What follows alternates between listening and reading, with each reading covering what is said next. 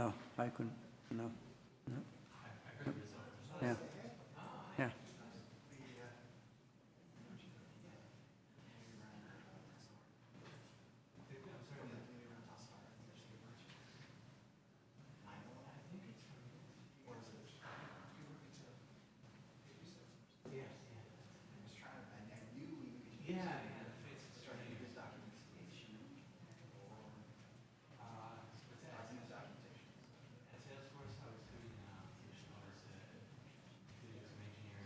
Yes, you asked me if I was here. Yeah, when the engineer presented. Yes, yes. I was. Wasn't familiar with me.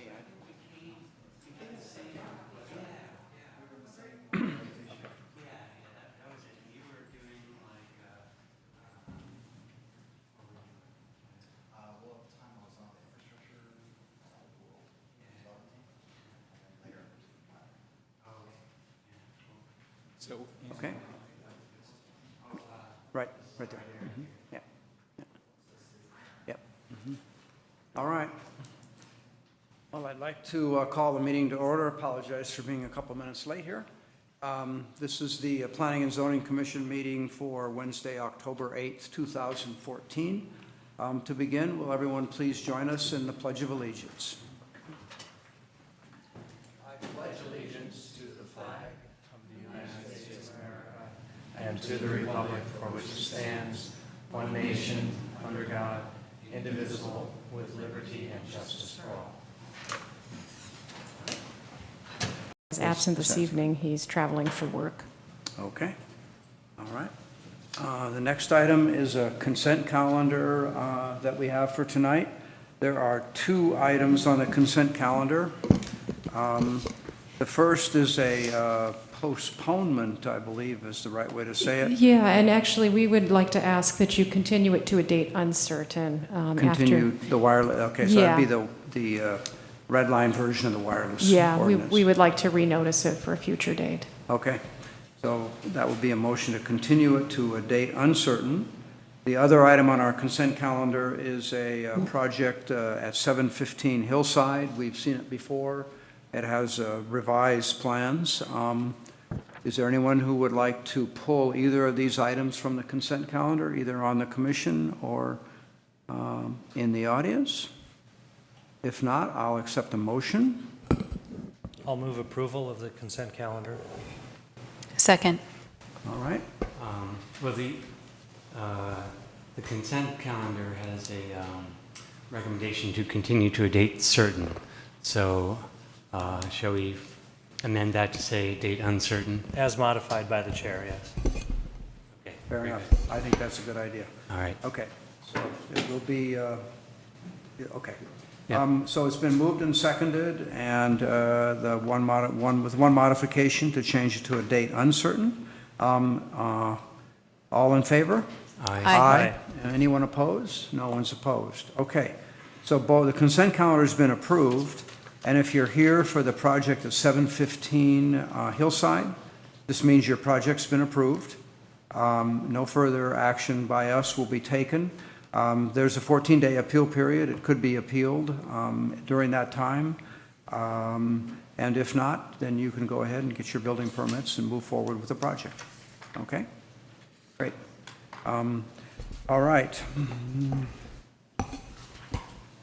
The next item on our agenda is the housing element, the draft housing element. Mr. Chair, public comment.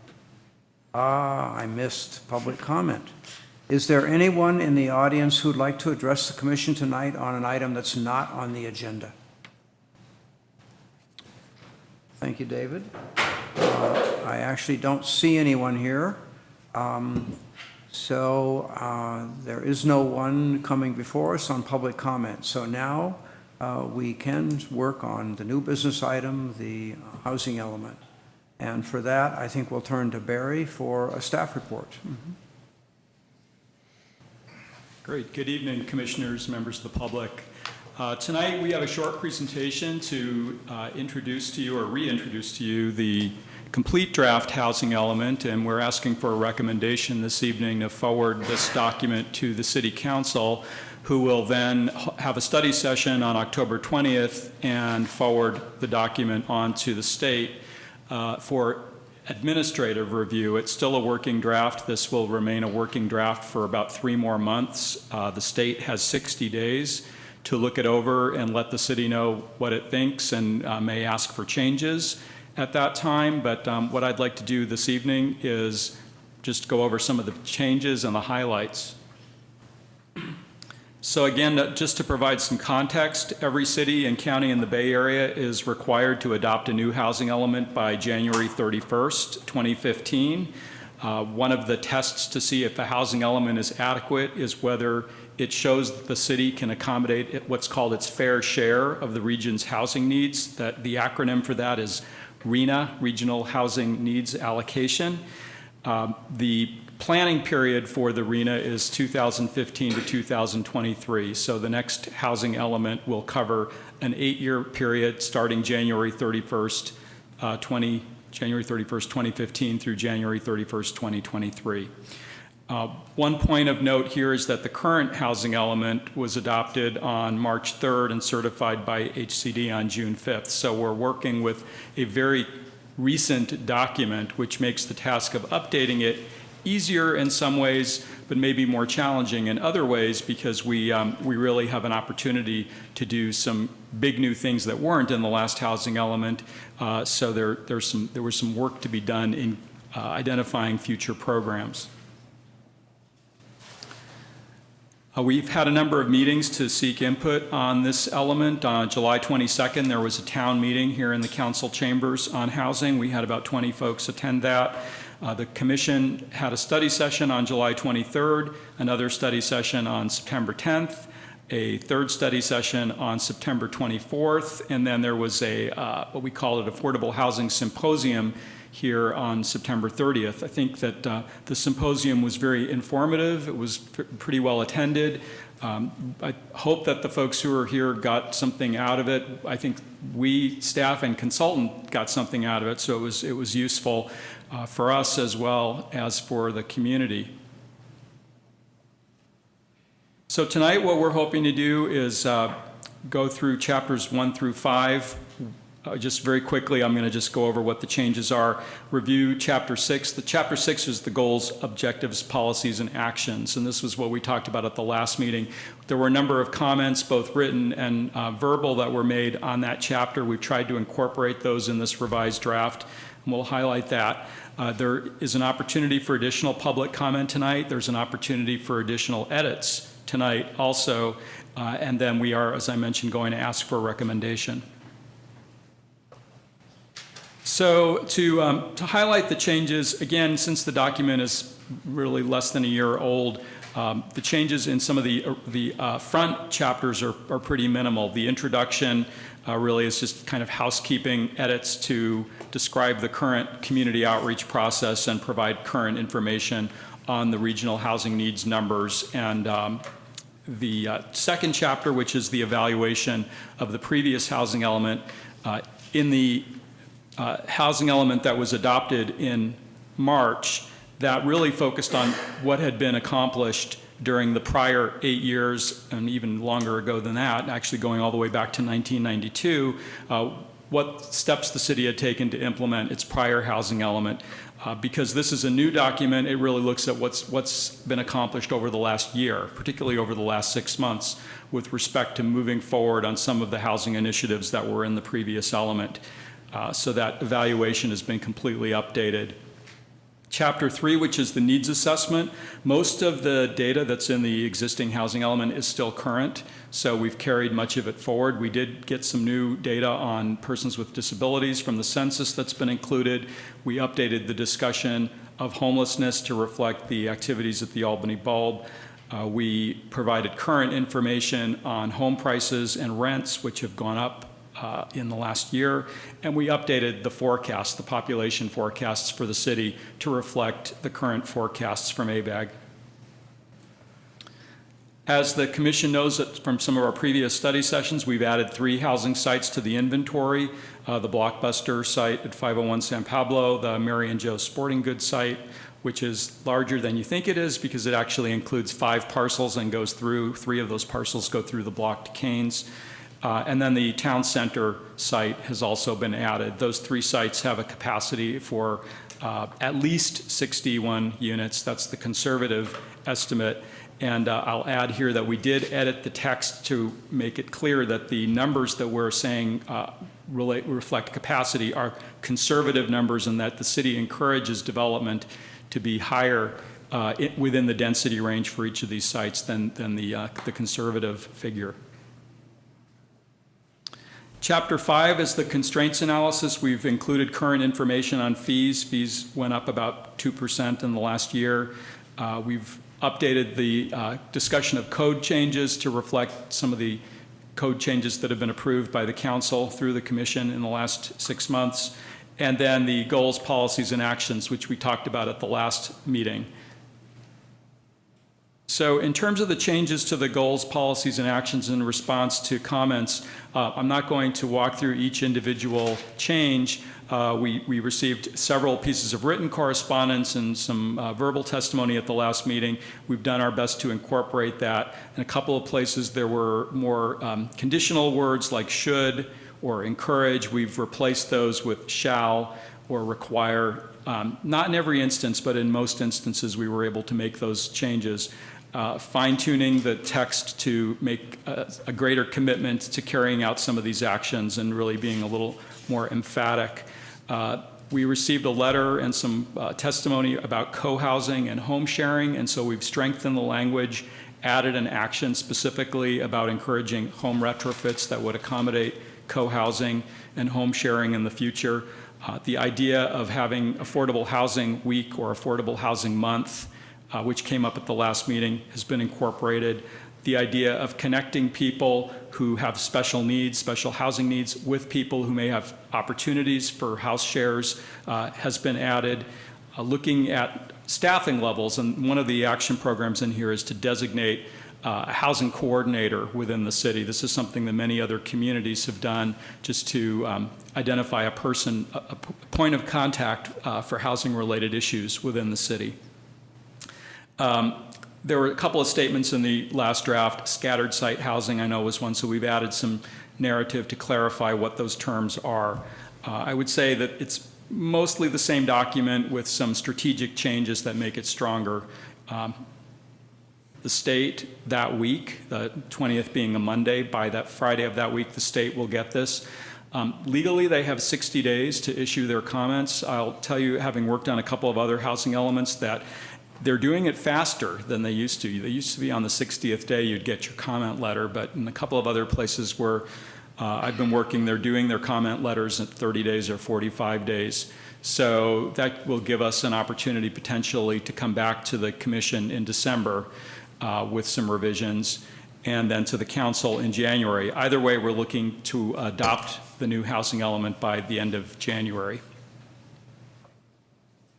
And that concludes the presentation. I'm happy to answer questions, and I believe you have speakers on this item. Thanks. Okay. Any questions? No? Barry, we'll probably need your assistance in kind of going through it tonight. It's a big document, but let's wait, and we'll try to figure out how the best way to do that is when we get there. I did have a quick question about timing. So some of the items, they're assumed that they're going to be approved by January. What happens if that doesn't Right. happen? You know? That's an excellent question. We're being optimistic that those things will get done. You have a resolution tonight that will actually take the first step toward making that happen. If they don't get done, we would add them into the housing element before it's adopted, either in December or January. I think we'd have to gauge where we are by December to see if they need to be added back in. The idea, I think, is that they will be adopted by December, so that when this draft comes back to the commission, they'll be completed actions. If that's not the case, then there's still the council hearing before they would have to be added back in. Okay. Thank you. I have a question, and it's probably preempting a question that we're going to hear. anyways, but I noticed that despite the discussion at the last meeting about the lower Pierce Street Park former city maintenance facility site that was proposed to be added, that it wasn't. And I'm presuming there are specific reasons why. Oh, well, let me start with the fact that there's a policy in the document now that opens the door for that to happen without specifically labeling that site. So there is a policy that was actually added before the last meeting that talks about looking at public sites that where opportunities for housing may be looked at in the future. Part of the reason we didn't add it in this element relates to CEQA and the question about whether or not it's a land use change. The fact is that all of the development opportunities that are analyzed in the housing element are development opportunities that already exist today. The zoning would permit housing at densities of 63 units per acre on all of these sites. With that site, because it's public, because the general plan designation is still questionable, it may be premature to put that on the list now. What we've done is put the policy language in there so that when we actually adopt a new general plan, which is only a few months away, there will be a firmer determination of what the designation is on that site and whether it should be added at that time. But the environmental impacts haven't really been fully analyzed, and the idea hasn't been fully vetted, I would say. So the site is actually half R3. Yes, it's and cut in half. on the diagonal. Right. Against what was formerly the Caltrans right-of-way, which I guess is considered public. Yeah, so we've been talking about in the new general plan land use map how we would carry that forward. The portion that's R3 will probably stay high-density residential, which means there will be an opportunity there, and the rest will probably be redesignated as park and open space, which is to reflect the Pierce Street Park. But we haven't gotten to that point yet in the general plan update. We haven't yet released an EIR and done a land use element. It's a few months away, but what we've done in the draft is to create a policy that would allow the city to do that, and the policy supports it. And presumably other sites. Potentially other sites. Potentially. Yeah, we haven't identified other sites. But.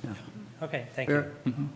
Barry, if you put a site in the housing element that would require a general plan amendment and a zoning change, would HCD be likely to say, no, that's not appropriate or not ripe enough or not ready for development and you shouldn't get credit for it? They might say that. They typically give you 12 months to change the zoning or redesignate a site if you don't have sufficient capacity on your existing sites. Oh, I see. Yeah. But if you have sufficient capacity, then right. it probably wouldn't make any difference. Right, yeah. Okay. All right. Good. Any other questions for Barry at the moment? All right. I think it's appropriate to open the public hearing. Anyone like to address the commission on the... Yeah, I have one speaker card. Okay. Kevin Omi. Okay. Good evening, Commissioners and the public. I'm Reverend Kevin Omi from Sycamore Congregational Church.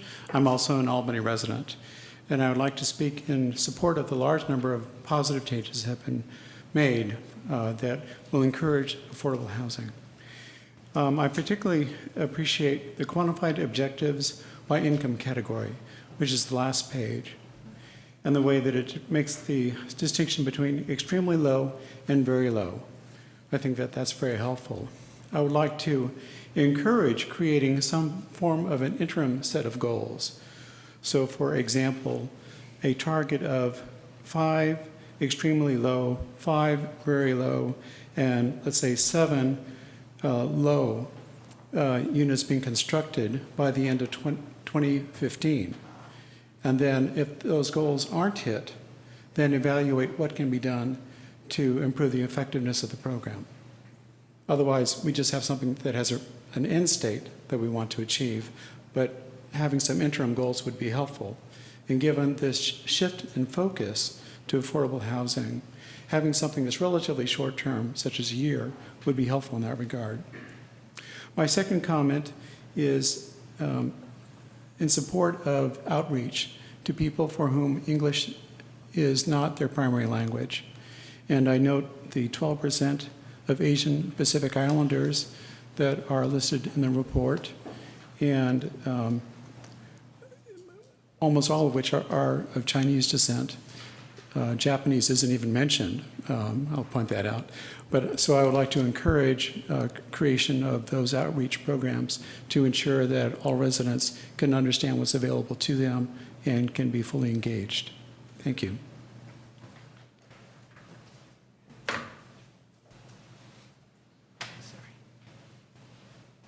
Alexa Hauser. Good evening, Commissioners. Again, I want to thank you for your hard work on the housing element, and also to thank Barry for his hard work, and to reiterate Kevin's comment that I am very pleased to see so many of the changes that we have recommended be incorporated in the document.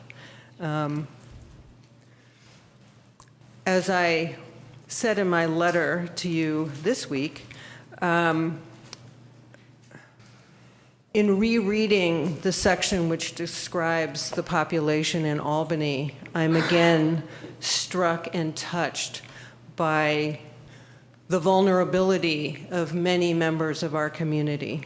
And I just want to say that from my perspective, the reason that I come to your meetings and stand at this podium and write you letters is because I think what you do matters. And it matters vitally to some members of our community. And I appreciate the seriousness with which you take your role and the commitment that you have to our community by being commissioners and doing the work that you do. Thank you, Barry, for your explanation about the property on Cleveland. That's very helpful. And I look forward to that process unfolding, and will be encouraging the consideration of that property for affordable housing in the future. And my only other comment tonight is, as I said in my letter, actually I have two.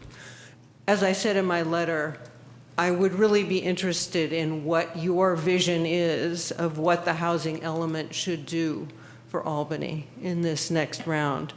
We haven't, until this previous one adopted only a few months ago, we haven't had a housing element for many years that was so something has changed. I think some of it has to do with state requirements, but why do we care? Why do you care? That would be very helpful for me to know. And then lastly, I noticed that Mr. Friedman's letter is back there, but the other letters that were submitted have not been made available. So I just don't know why that is. The short answer to that is that we had a little technical difficulties today. All the correspondence was forwarded to the commission. We were a little bit behind schedule tonight. Thanks.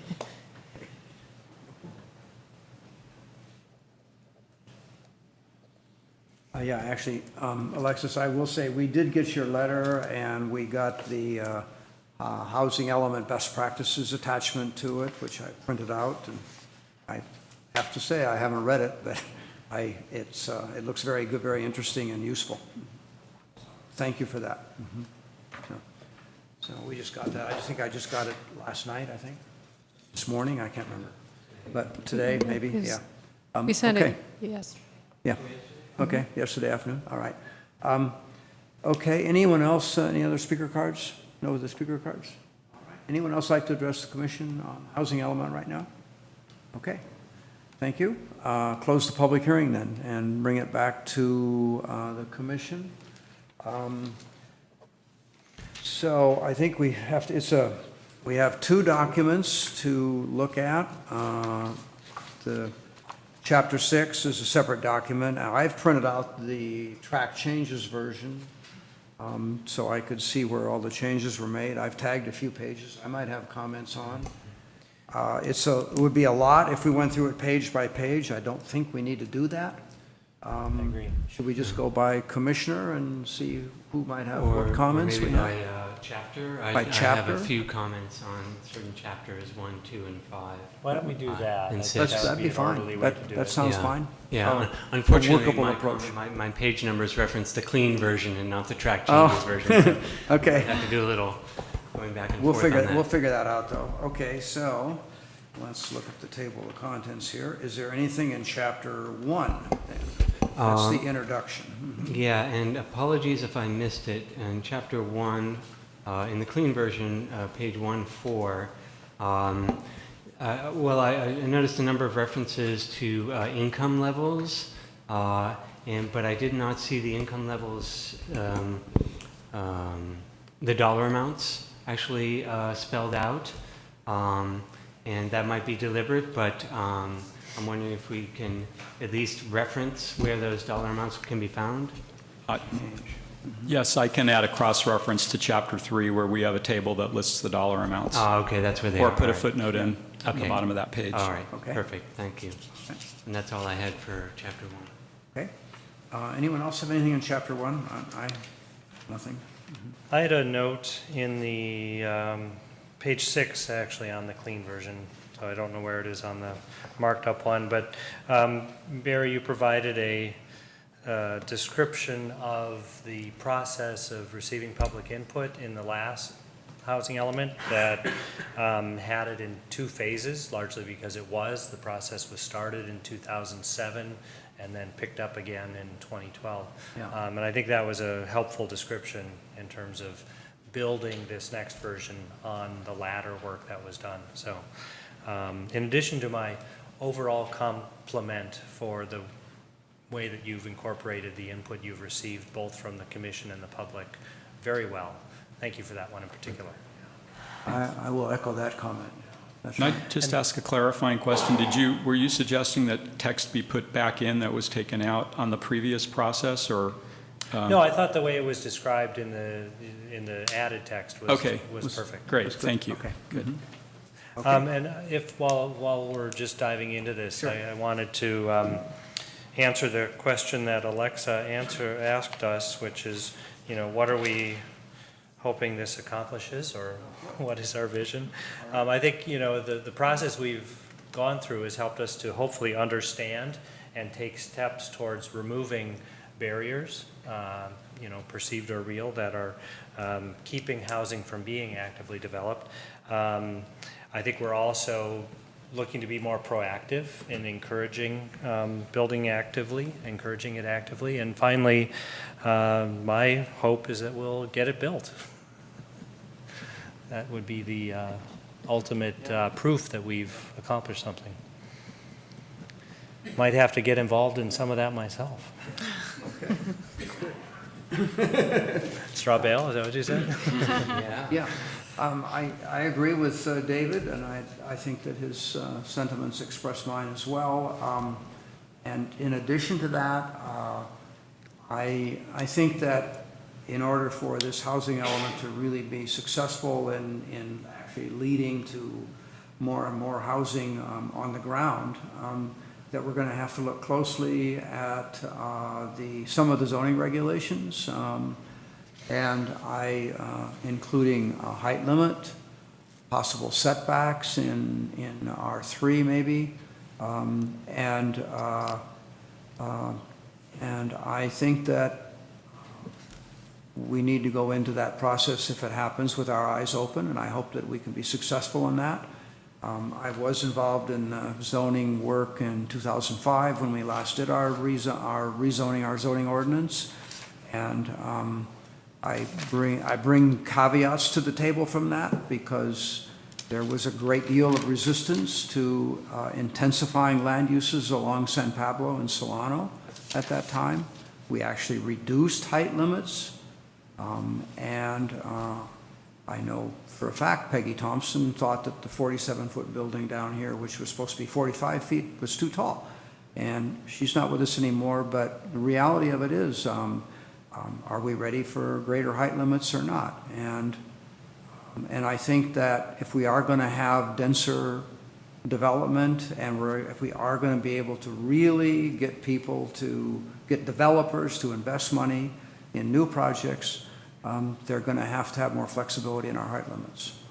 And I'd say the same thing with our parking restrictions. And I know we're on a step with that, requiring 2 spaces for condos or apartments on San Pablo is probably a factor that makes projects uneconomic for developers to invest in, and if it makes it very, very difficult for it to pencil out, I think. I think those are issues that we're on the way of addressing, but I'm skeptical about this element being successful in seeing results on the ground until those issues are tackled.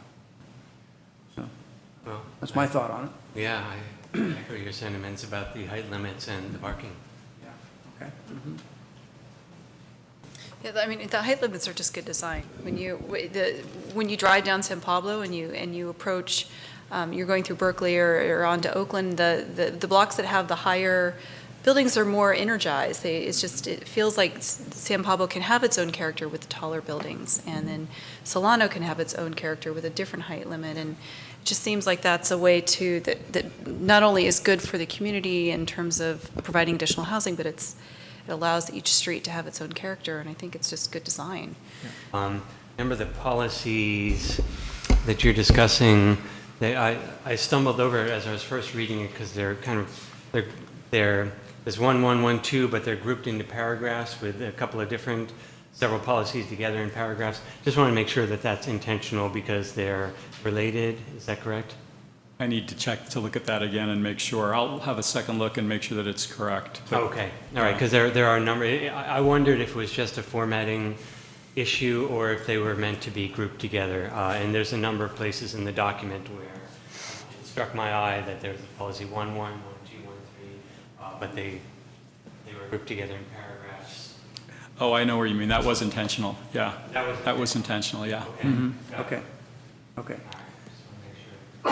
A very minor comment on the footnote regarding UC Village. This is on page 2 of the clean version, and probably not too far down on the edited one either. Noting moderate income units for the 3 and 4 bedroom, or that for all the units fell into the moderate category.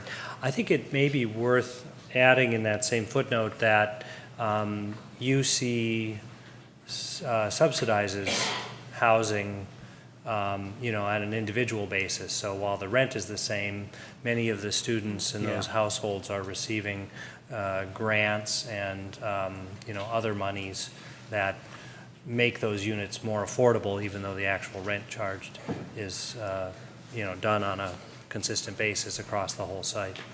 Yeah. We do explain that in chapter Yeah, 3, but that was- we can put a footnote that, again, Yeah, cross-references that explanation, yeah. Yeah, see I chapter remember- 3. I knew I read that in there somewhere. Great. Okay, Barry, I'm working on the red line version. On page 2.9, it's new text under policy 1.3. The last sentence says there's a net gain of 56 units. I was lost on that. I thought it would have been 73. I just checked the number on that. Okay. I don't know if I may have been mistaken. I think it was talking about UC Village in that paragraph. I just put a circle around it. And, typos, are they okay? On page 215 on the red line version, policy 3.3, third line, I think it should read continue to be relevant. There's a word missing. Okay. Anything else on chapter 2?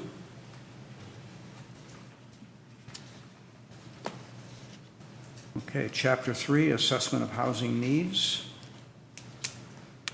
I was interested so you're using census data for the population, but then between 2010 and 2014, you're using the Department of Finance, which says that Albany decreased in size, and I'm interested in that because it seems Yeah. contrary to what I would expect.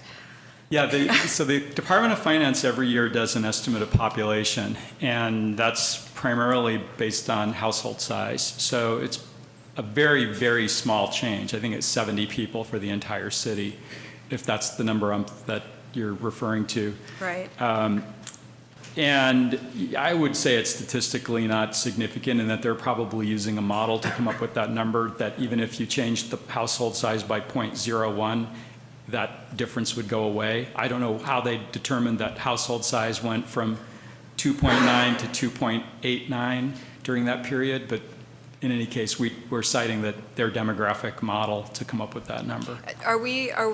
In the housing element, do you need to show what the population has been since the last census? Is that part of? It's helpful. I think the main reason is to show housing that would, or population that would have been added from new housing or from decreasing vacancies. If the city had a high number of vacant apartments in 2010, but those were all filled now, there could be more people even though there hasn't been more development. So we look to those numbers just to provide some metric for evaluating that. And what this is telling us is there really hasn't been any change. I guess what was interesting is that the census is providing one number and the Department of Finance is another, and is there room for error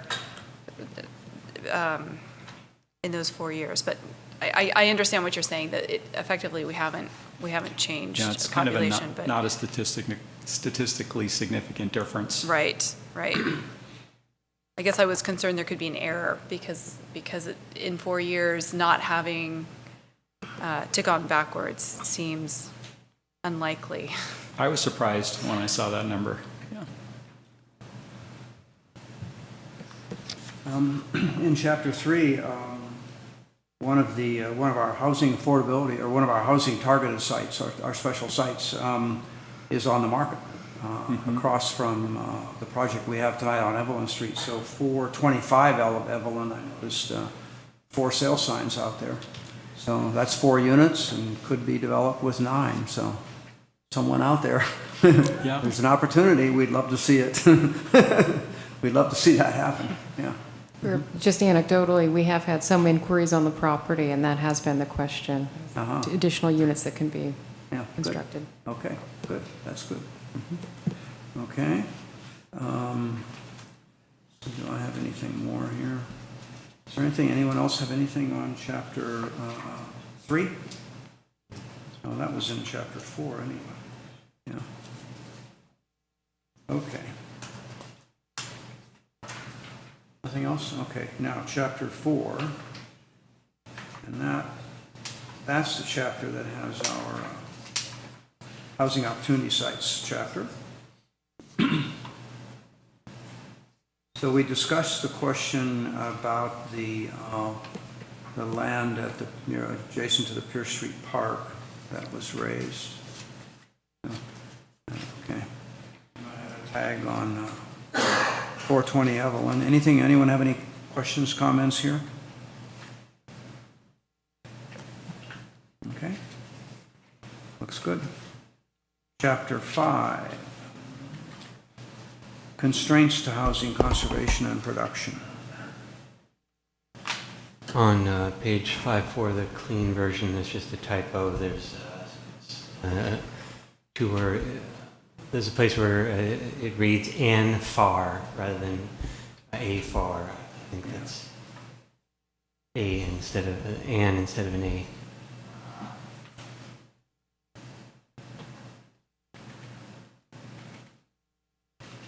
And on 515,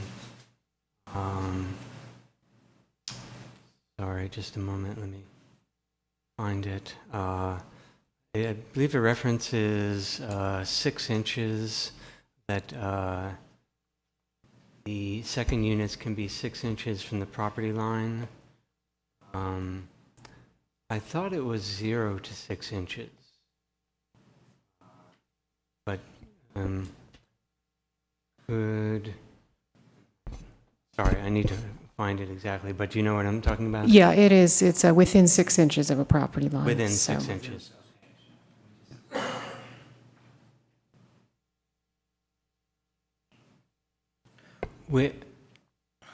It says it was amended to allow detached units as close as 6 inches. And is that correct? Yes. Okay. It's actually as close as 0 inches Yeah, in our code, we say within 6 inches or more than 3 feet. or more than 3 feet. Okay, so I don't think this is worded correctly then. Yeah. Because it says as close as 6 inches, but I think what you mean is 0 to 6 inches. Right. Yep. Yeah. And that's on page, You're that's the right. top of page 515 in the. Okay, that'll be corrected.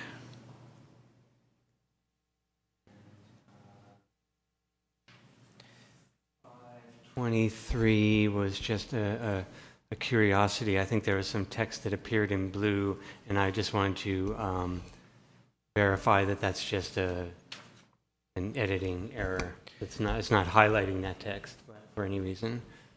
There's the text reads specifically the city eliminated and then in blue it says requirement to install commercial grade fire alarm. I assume that's just a copy and paste thing. It's not meant to be blue text. That is actually meant to be blue text. Oh, it is? That was a change made in December 2013 to the fire code.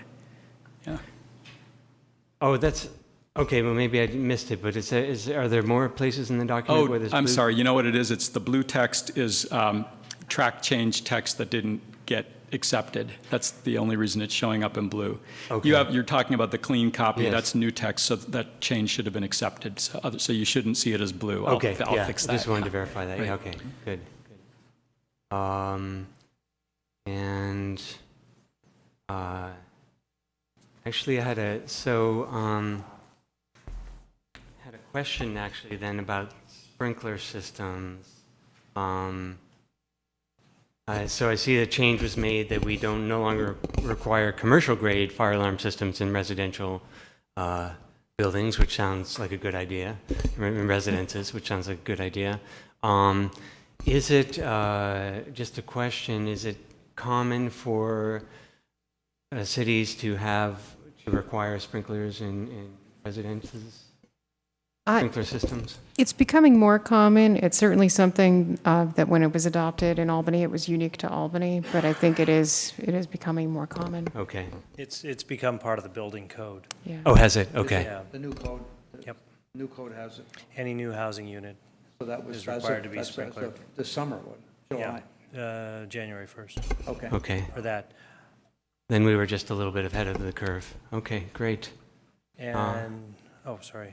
Oh, I thought I would just finish out my comments if I can figure it out. Otherwise, I'll pass it on to you. Actually, why don't you go ahead, because I can't understand my my notes to myself here yet. Well, I made a few notes on the building code requirements, and you cover both water and sprinklers and the sewer laterals very well. Within the discussion of green building and energy requirements, it's worth noting that the Title 24 energy calculation requirements increased substantially on July 1st of this year, and perhaps more significantly on January 1st of the year 2020, all new residential units are required to be net zero energy, will be required to be net zero energy. And I think that, given that this housing element covers a period that is after that date, that may be worthy of 2020, mention. you said? 2020.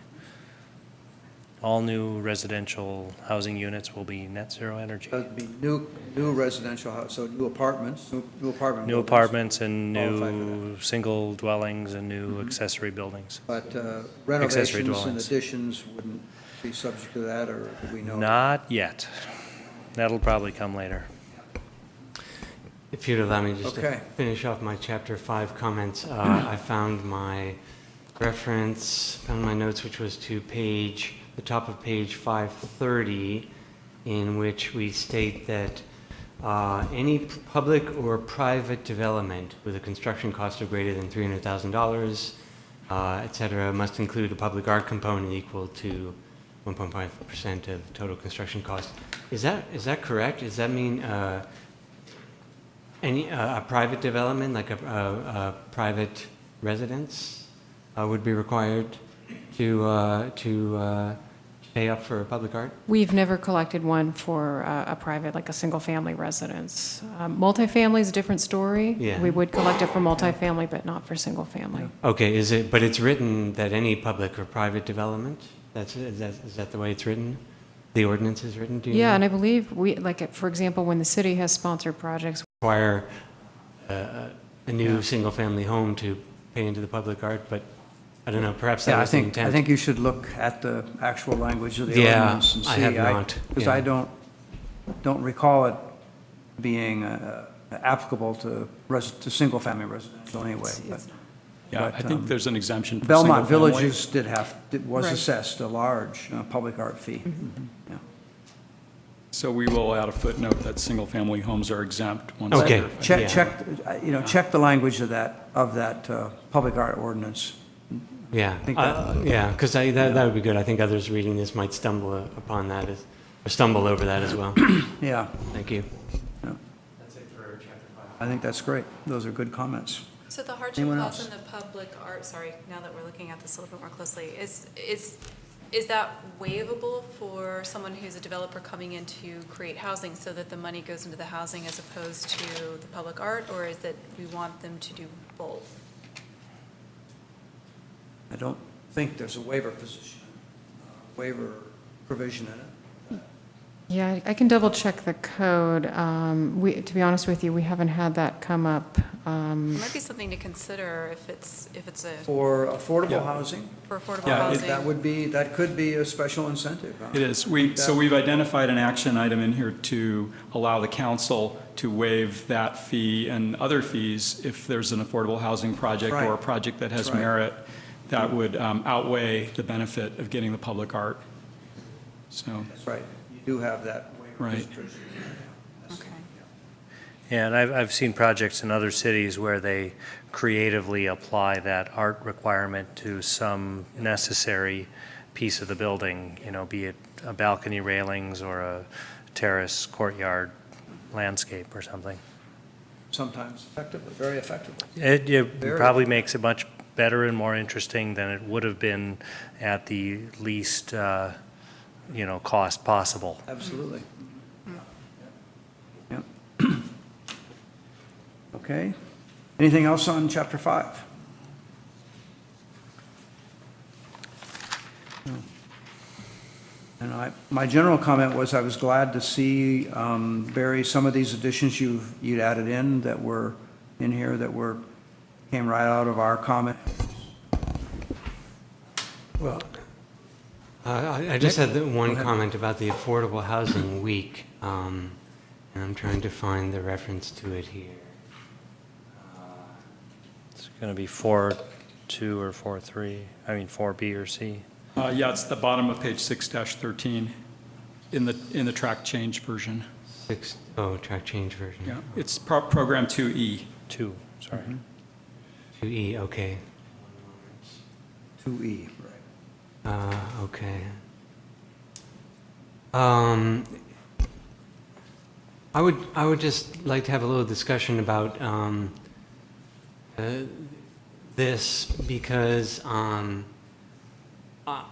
think it can be a good idea. I think that the more outreach we have about this, the more information we're spreading about affordable housing is great.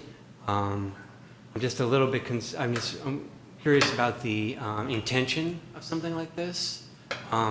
What would one do during this Affordable Housing Week? And I guess I'm a little concerned with something like this might take staff time away from actual affordable housing, other affordable housing implementation programs they might be doing.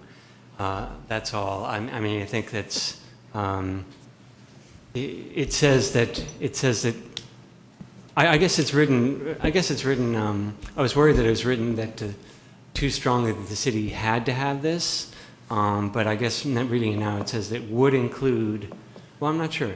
Sort of thought about that when I read it. I said, that's interesting. But I didn't go so far in my mind as to sort of critique it. I would say a higher priority than Affordable Housing Week, which would be a sort of public forum of some sort, I'm assuming, The higher priority would be either one of two things. I think probably higher than anything for me would be some sort of policy where we would have, either through shared resources or through our own resources, a housing advocate person or a housing guru, a housing person on staff, someone who's focused on housing. And that would be my first priority here, someone in the city staff to sort of shepherd things through and encourage, and that might include a workshop like this. It could include that, but it might include other things as well. And then another priority, maybe below that, would be a program that would call for outreach to affordable housing developers, nonprofits, other developers that would communicate that Albany is serious about more housing, about improving our housing stock and diversity, and adding diversity to it, and providing basically affordable housing. I think an outreach to developers or to nonprofits who have more experience and more research in tackling this very difficult problem would be more beneficial than some sort of public forum. Well, so I think that that's included in here, that disseminate information to business and commercial property owners. And perhaps we ought to word that more strongly, the outreach to developers. And then maybe I would suggest changing the wording here to say typical campaign actions would include publication, distribution of flyers, workshops and town meetings, perhaps during an annual affordable housing week. Make that a little, not necessarily a requirement of staff to have that as something separate, but maybe that would be a good framework in which to have this. You're going to add, probably maybe to say the same thing that I am. Possibly. Go ahead. Just wanted to clarify. There already is an affordable housing week that's sponsored in the East Bay. Albany's not participating right now, but East Bay Housing Organizations does this every year. They have Affordable Housing Week. Many cities, the larger cities in particular, participate. They take council members on tours of affordable housing projects. They have a proclamation by the City Council about the value and importance of affordable housing. East Bay Housing Organizations really leads that initiative, and they're happy to have any city participate in it. So I don't believe it would put a burden on staff to participate in that effort, and it would raise awareness of some. That totally changes it for me. Then I would sounds good. Yeah. Yeah, I would just say that maybe add that participate in the annual the Affordable Housing Week would be maybe a better way to put it. Somehow change that wording. Thank you, Barry. That was not what I was going to say. So well done. I do note that we have a policy 4.9, which proposes to designate a staff member as a housing coordinator. That's who would the be word. that That's what I was. liaison.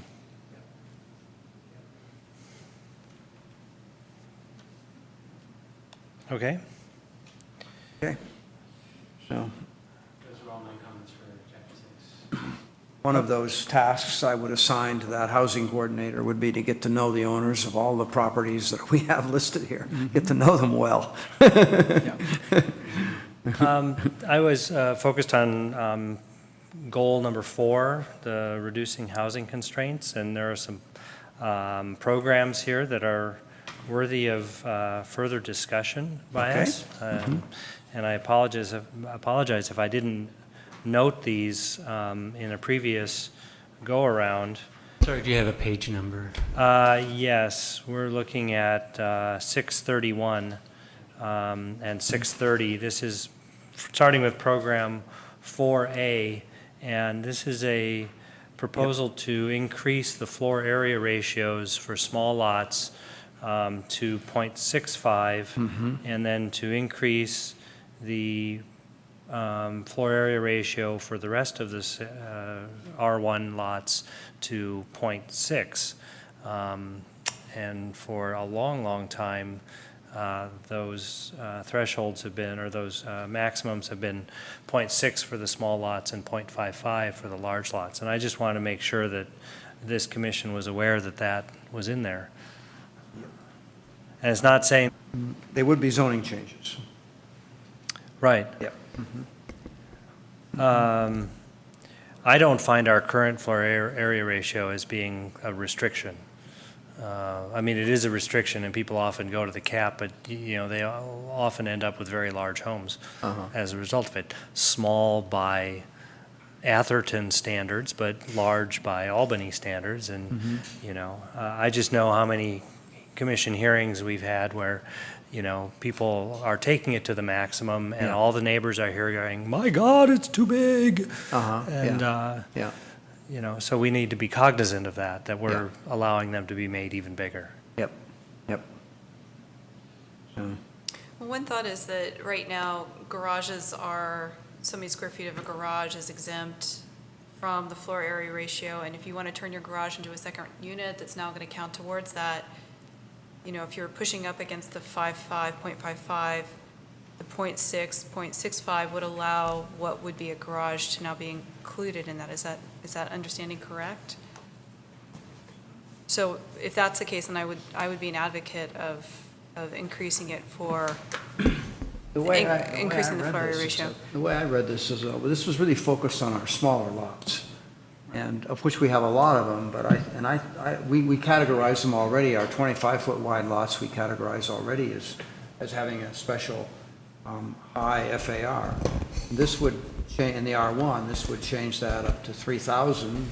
There are some lots between 2,500 and 3,000. And I looked at that and I said, I think that's okay. I think we can do that. I didn't have a problem with that. And then the other paragraph is for R3 Right, and that was only. next. And again, I support that. Curiously, the floor area ratio on R3 lots is currently 0.5, Oh, yeah. at least according to the staff report for an item later on the agenda. I didn't check that against the zoning, and maybe I should. But, you know, if that is indeed true, then that really ought to be Yeah. part of this as well. It should be. That should Because be. those are, you know, higher density They are, for sure. zoning districts that would benefit from Yep. a much higher floor area I ratio. agree. It's 0.55. I think that was a typo. Okay. So it is 0.55. But even so, I mean, that's an area where I would say we should be increasing that Yep. figure Yeah. Yeah, I would agree. to encourage more units of housing. Yep. And I'm less inclined to do so in the R1 district. Yeah. Well, I wonder if the intent in the R1 district is, well, so, correct me if I'm wrong, but if you have a second unit, you're still subject to the same FAR for both units combined. So perhaps the idea is to help second unit development here. Well, I could see increasing it specific to Yes. if you're adding an accessory dwelling unit, Yeah, okay. then you can have an increased floor area ratio. Yeah. Is that what this is saying? It's not saying. It's not saying It could be an addition. Again, just to clarify, this only applies to lots that are between 2,500 and 3,000 square feet. Right. All of these provisions, Right. of which there are 700 in the city. There's 700 that, in that category? Yes. Between 2,500? 700 Oh, lots. I thought anything below, I thought below 3,000. Oh, okay. 700 lots in that. Oh, wow. that Between was a lot. 2,500 and 3,000. That's a lot. yeah, That's a lot. Including the 2,500 square foot Yeah, lots. that's a lot. Well, so But it could be clarified or narrowed to just address second Well, units. no, I'll come around to fully understanding that and supporting it. But I could also see adding a provision that allows for a higher floor area ratio across all size lots when a second unit is being added, as a way of encouraging second units.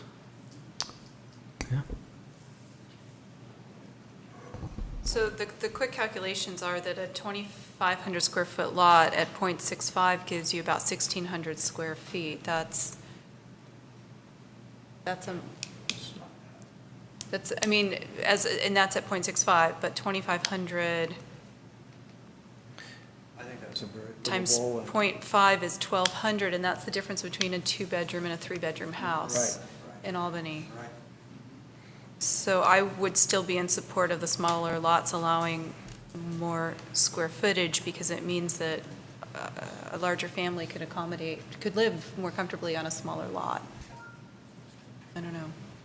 Yeah, I think this is narrowed to a very Yeah. specific segment of our housing stock. Yeah, it sounds So- like there's consensus for the small lots that increasing the FAR is fine, but I think we were also saying that even for the bigger lots, perhaps with the second units, you might consider a higher FAR as well. Is that? Yep, Yes. that's hearing? what I'm Yeah. suggesting. Okay. That I'm in would be support of what Commissioner language Martin is to saying. add. Yep, great. Me too.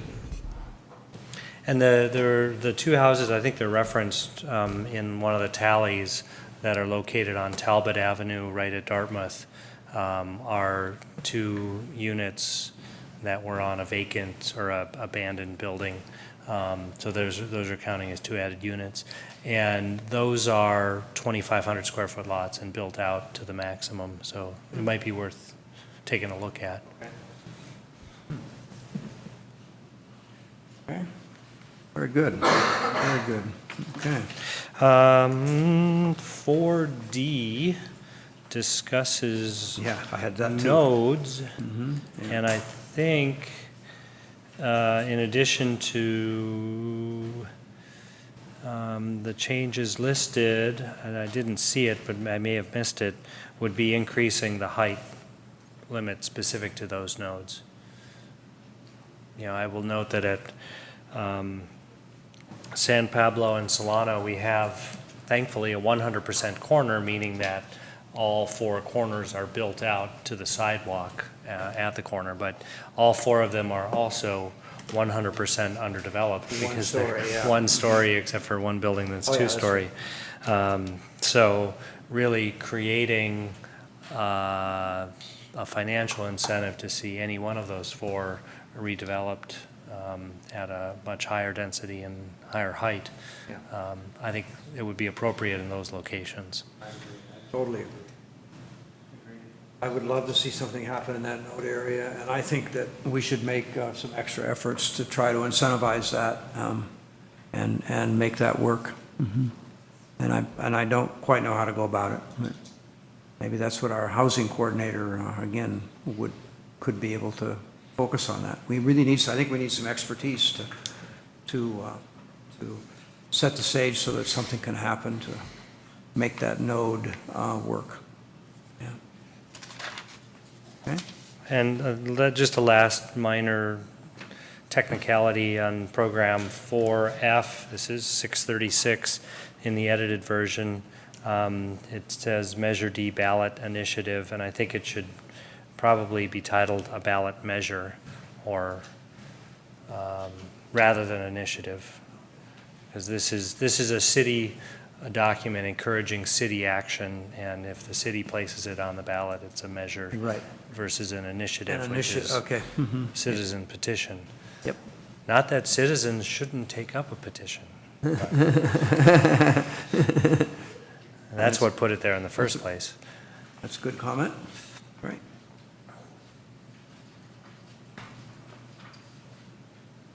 Anything else on chapter 6? I don't think I have any other marks. That's it. I had a comment about, or a question about the tiny homes movement. A lot of them, the square footage doesn't necessarily meet code because everything is so compact, and I'm curious how that would work in Albany to get something like that approved, because we're talking about it as an option in our,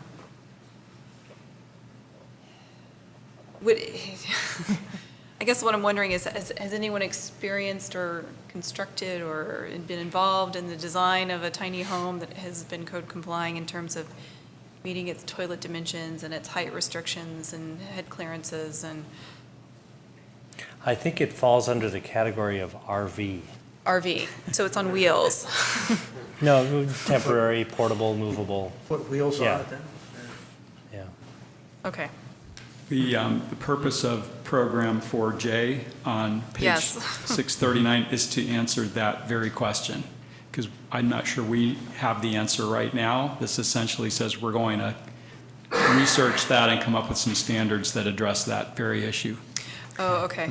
Yeah, well, I'm looking at that Yep. now, and I That's right. It does say that. And know that there's an entire movement around, tiny homes. modifying codes to allow such things. Oh, I didn't realize that. Yeah. I didn't realize that, okay. No, I'm interested. I think Albany could have a fleet of tiny homes and backyards. Tiny homes for our tiny lots. If anyone's out there and interested, Google the tiny home movement, and you'll get lots of images of what we're talking about. Just pick up one of these building magazines.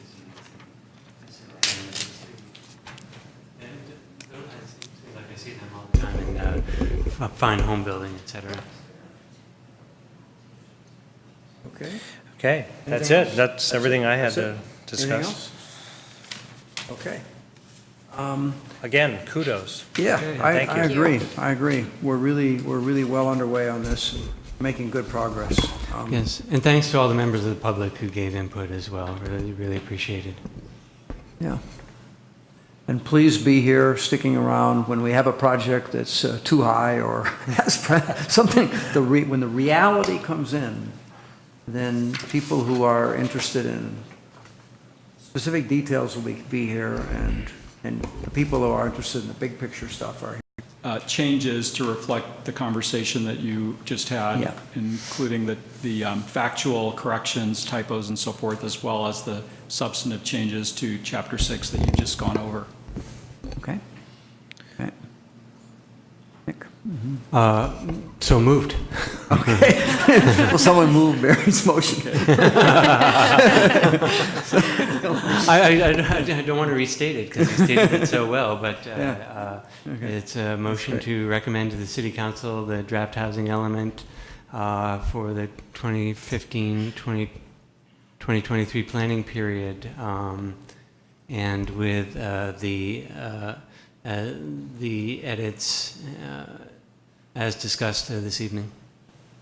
Okay, I'll second that, okay. noting that they are to forward it to the State Department of Housing and Community Development for review.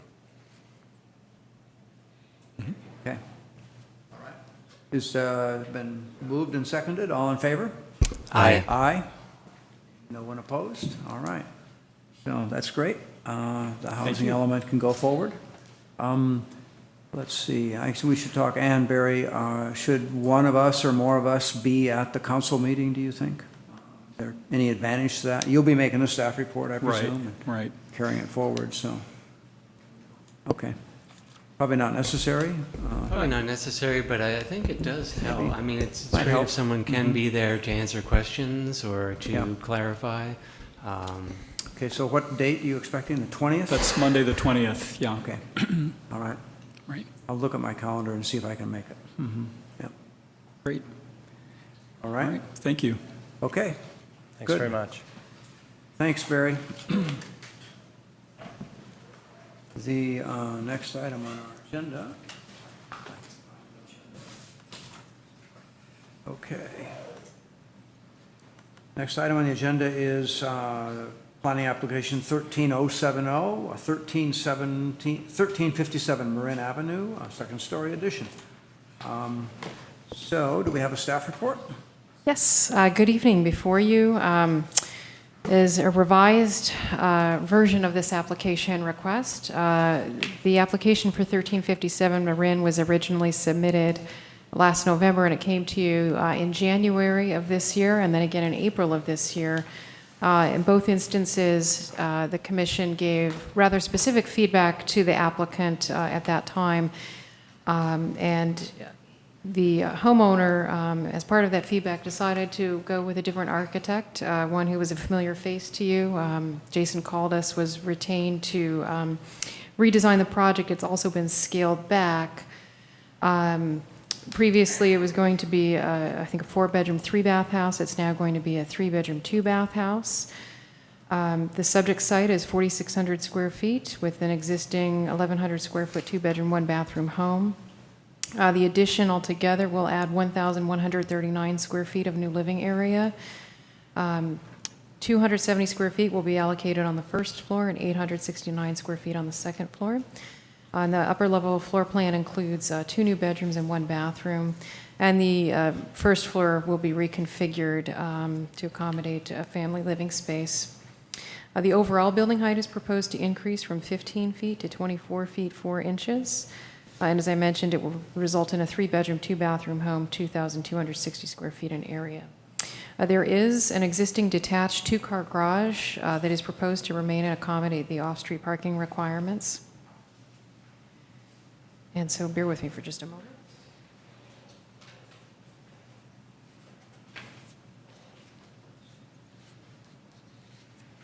If you visited the site, there are story poles that are up to give you an idea of the scale. And also, we received a rendering from the project architect, which was distributed to you, hard copy on the dais this evening for you to take a look at.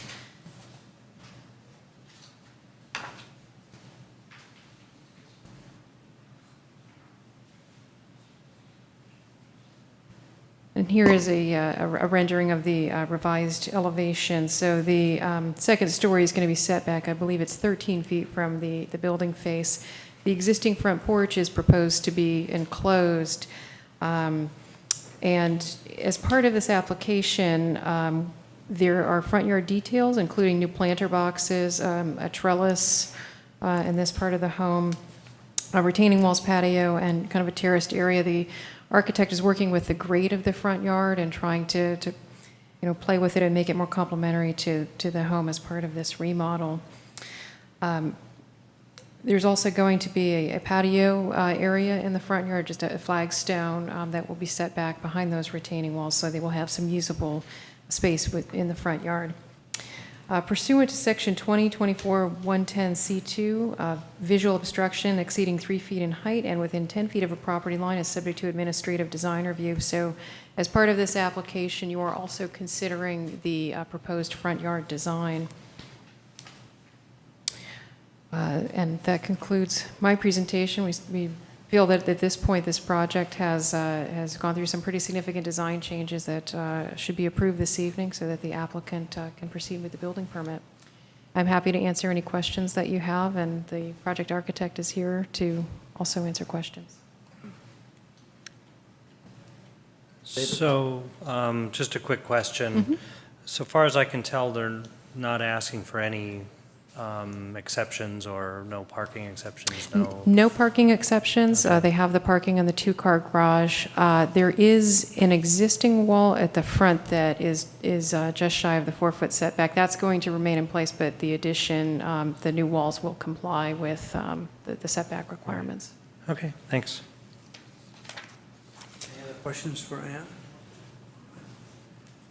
Would the applicant or the architect like to come forward and present your project a little bit? Thank you. Jason Caldas, architect for Jack Gow and his parents, who have previously lived at this house. No one is living at the house right now. The impetus is for them to move back into the house. Jack's family has owned the house since 1997, 98? 1996. And the idea was to expand the house in such a way that the parents could move back in, and the generation has grown up and has families living elsewhere could also visit them. So that's the impetus for the main floor plan being expanded to the rear, with the family room and kitchen and dining room sort of having a little bit more openness. And then upstairs having 2 generous sized bedrooms, but only needing 1 bath. And then preserving on the ground floor the existing front or middle bedroom, the bedroom that is to the front, with the existing bath, thinking long-term for universal access and maintaining a bedroom on the ground floor so that if mobility or accessibility is an issue in the future, there's always one there. The biggest change, besides some of the formal changes to the shape of the main house in the second-story addition, I think are to the front and the rear.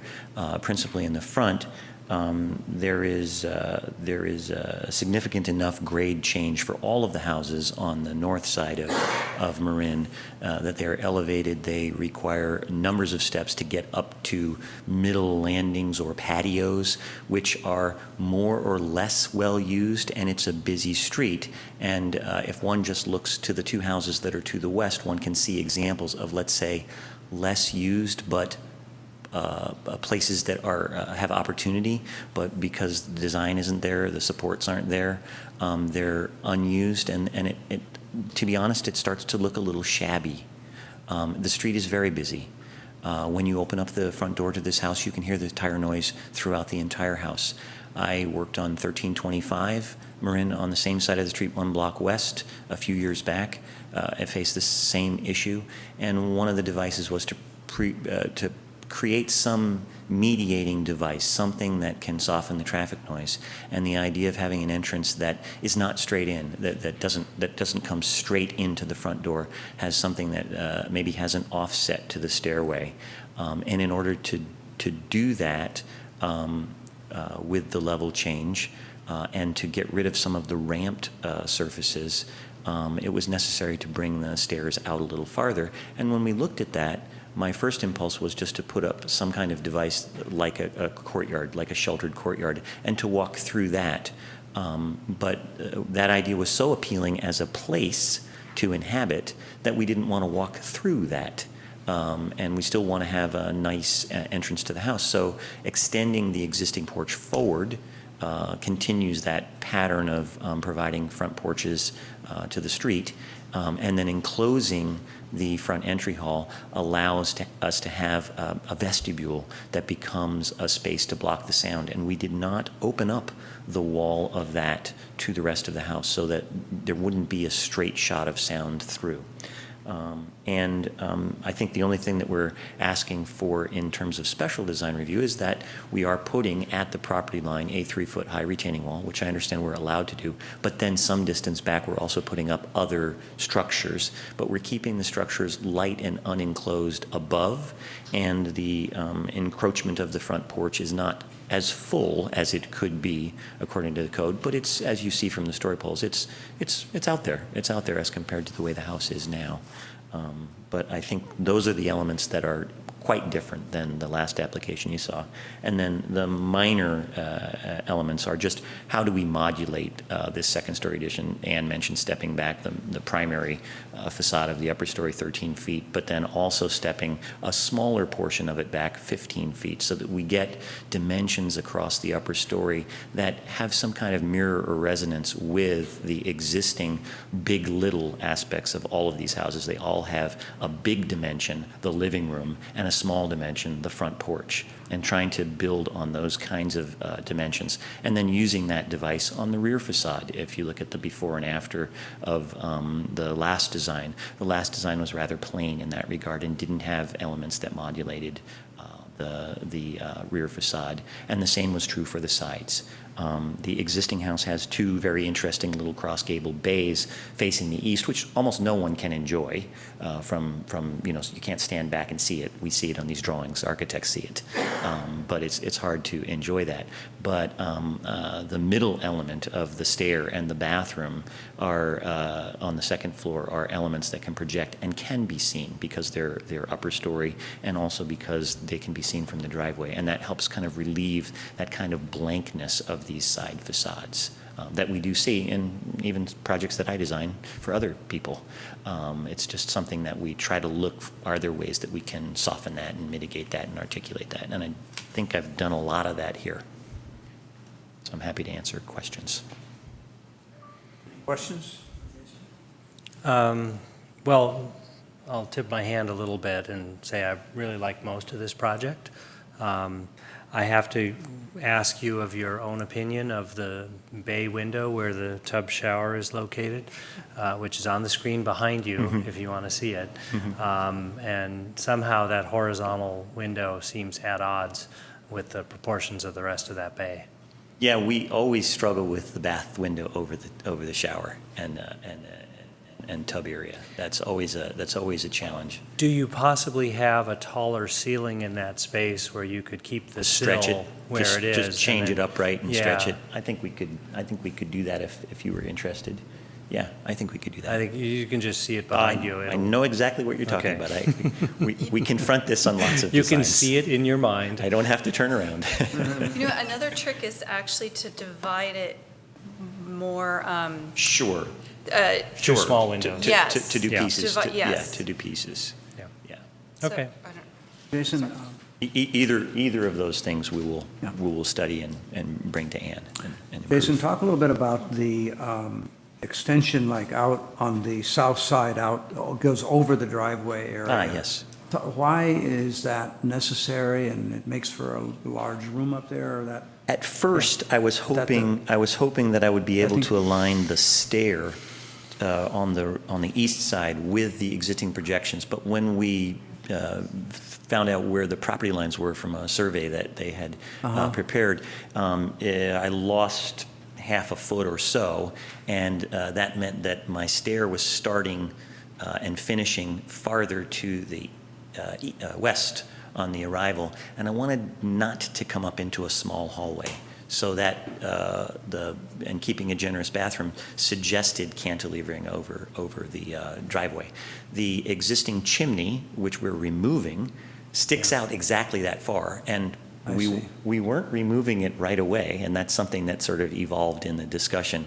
So that was the line that I was using, was not going past that line, knowing fully that it was well above the vehicles, but also if one were just looking down the driveway, there was this other element that was blocking it. Now that's not the case.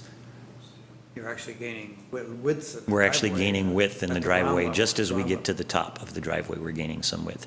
Of course, there are always other things in the way, plumbing and electric meters and gas meters and things. So Yeah.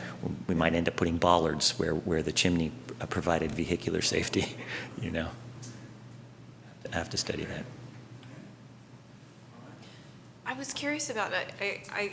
I really enjoy that you've kind of created this clustered, the house is the parent, and it's got all these children, these bay windows, and there's one detail where you have the corbels on the west side, and I was curious, I realized that the two bays that are on the east side are getting close to the ground, but would you consider adding the corbels there as well, or is it? We could, but again, I did mention that it is so very difficult to appreciate that. Like I appreciated it because I was in the side yard measuring it and photographing it, but you couldn't stand back far enough to really see it. And right now, it's the entire side yard between these two buildings is really. It's one of those places that somebody could photograph. Originally I did not have the space underneath the stair captured, and I did have corbels at the mid landing where you could, if you were standing in the side yard, see them. But I could do it, but I don't know that it's like we're going to be within 12 inches of the ground at that point. It would be difficult to appreciate. And the stairs coming down and engaging the ground because of structural concerns? No, we actually, this is an idea that kind of accrued from something that we had done at 1325 Marin, where at first we were looking for space for utilities, and the space underneath these mid-landings, even above the floor level, seems to make sense. But if you're doing this amount of work, it's not too much to carve that floor platform out and to step down to natural grade, and then to have a legitimate utility room and pantry for the kitchen. And we did that at quite successfully at 1325 It's Marin. shown in the foundation. And yeah, I have a section. If you want right. to look at it, I have a section that we've started. But basically, it creates a storage space underneath that mid landing that's full height. On some projects, we've had exterior access doors for utilities, and then take the back side of it and use it for coat closet and pantry. And you actually step down into it. And I've found it on some old houses. I didn't make this up. So I think it's a good use of the space. It costs something, though, because we have to cut platform away. But because we're doing all new foundation work, because the foundation is in dreadful shape. It's the midline foundation has punched down 2 or 3 inches from the natural grade. The floors are quite wavy in the house, and that was their urgency coming to you previously. And when they weren't making any headway because of the design, they realized they needed to seek other advice. So that's where we are now. And we've already had a soils report. We already know what we're going to be doing there. So. Okay. Any other questions? Good, thank you. Thank you. We'll call you up if we have Thank you. more. Thank you. I'd like to open the public hearing on this item, 1357 Marin. Does anyone like to address the commission on this item tonight? Any speaker cards? No cards. No speaker cards? All right, seeing no one, I'll close the public hearing and bring it back to the commission. Who wants to start? Discussion? I'm happy to start. Great. It's an attractive project, and I'm in support of it. I like the playful language of the windows. I think that the rendering was a nice addition to the review. I think the front garden will be beautiful. I'd be interested in and it's not, this isn't part of what I would require tonight, but as you're thinking about the stucco walls, if they're the same color as the house, or do they kind of move away from the house and become a different color? But the use of materials is very nice, and I'm in support. Anyone else? Well, I pretty much covered what I needed to earlier. Okay. I don't really have anything to add. I mean, I think that it's interesting to, it's different looking at the current photo of the current house. It's going to be, it'll be different than the many of the other streets, many other houses on the block, in that, you know, they will be projecting forward quite a bit. But if this is not really my forte to comment on things like that, so if my fellow commissioners who have more of a design sense thinks that that's okay, then otherwise I think it's a great design, and I'm in favor of the project as well. Yeah, I like the design. I like the way that you are working with the porch, and I was very interested in hearing your motivation for that. Really is noise management, and I think that I understand that, and I like it, and I think that works. I do like what you've done and what you're proposing to do in the front with the walls and the terraces. I recognize that it is a very difficult situation with the front yard with a grade like that on a busy street. And I think you're handling it well. And so therefore, I don't really have a problem with the porch coming out into the front yard setback. The only other comment I have to say is that there's really a lot of hardscape in the yards. The garage covers so much space. The backyard, for the terrace in the front is concrete, not some sort of permeable surface, or even, I think, even decomposed granite would be better somehow. But this will be a very low-maintenance home in terms of landscaping, I think. I know I would just do it differently. I like having a yard with more plantings in it, and this uses up a lot of the backyard space and the front yard space with hardscape. That's certainly not enough to make me vote against it in any way, and I think I support the project, and I think it'll be a good project. I'll accept a motion, I guess. Sorry, I did have one question about whether or not you had communicated with the neighbors about the porch, and if the extension of the front porch, if there had been any concerns, or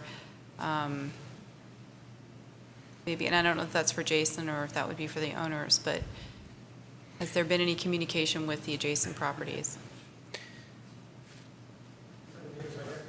We don't have. No neighbors are here. we don't have any speakers. We don't have any speakers here tonight. And I will note that the added open porch is allowed within, It is. up to 9 feet from the setback. So they're not proposing anything that isn't already Right. within our zoning ordinance. Right. And, I think this sort of strategy, I was at one point thinking we needed a porch amnesty program where we could let people fill in their porch to have a little entry space, much as this application is doing, if they added, another, Extension. welcoming. porch. Porch. So, yeah, I just want to note it is within the zoning ordinance. Okay. Jason? So, David, we did that at 1352 across the street, if you remember the Right. 1352. The next one that is north of 1352 that has the original house and that design, the porch is regressed. And that project, when I came to it, had already had that porch enclosed and no porch was provided. And that's So as been part of- done all over town. Yeah, and as part of that application, we added that porch and cribbed some details from other parts of the house. And, freely invented, but still cribbed some details from other parts of the house to create that.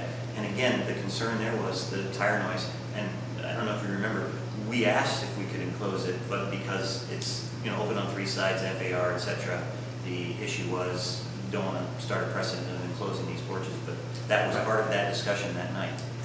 Right. Yeah, and a solid railing probably does Yeah, much of the that work, yeah. The solidity of the porch helped. I'll move approval of planning application 13-070, design review at 1357 Marin Avenue to add 1,139 square feet, incorporating all of the conditions outlined in the staff report with an additional condition that the proportion of the windows on the bay on the west side of the building be addressed per our discussion to the satisfaction of staff review at building permit submittal. Okay. I'll second that. All right. It's been moved and seconded. All in favor? Aye. Anyone opposed? No one's opposed. Okay. So it's been approved. Your project's been approved. You can move forward with it. There's a 14-day appeal period, at the end of which you can come in and do your final work and get your building permit, et cetera. We'd like to ask you to take down the story poles after the appeal period is run, just in case there's a delay, and then they won't stay up in the neighborhood for months if there's some delay before you get under construction. Thank you, and good luck moving forward with the project. Great. Okay, great. The next item on our agenda tonight is 420 Evelyn, planning application 14054. And we have a staff report? Yes. Before you is a design review request to add 496 square feet, single-story rear addition at 420 Evelyn. The subject site is a 3,750 square foot lot with an existing single-family home that was built in 1928. The applicant is proposing to add a master suite and office at the rear of the existing home and will reconfigure the existing floor plan. Altogether, this will result in a 3-bedroom, 2-bathroom home that will have a maximum building height of 19 feet 5 inches. The existing architecture of the home will remain, and the addition, of course, will match, be painted to match, stucco, so on and so forth. There is a garage, an existing detached garage located at the rear of the property that is proposed to be demoed. And in its place, it will be restored to yard and parking will be provided in tandem in the adjacent driveway. The home has been vacant for the past 13 years and was sold to the current owners in July of this year. The home does not have any documented code enforcement issues. However, it is in rather poor condition due to the prolonged vacancy. And I don't know if any of you visited this site, but the new owners have not yet moved in. They're planning to remodel before moving in. The floor area ratio will increase from 0.4 to 0.48 due to the increase in the FAR above 0.45. The Planning Commission may evaluate the project for exceptional design.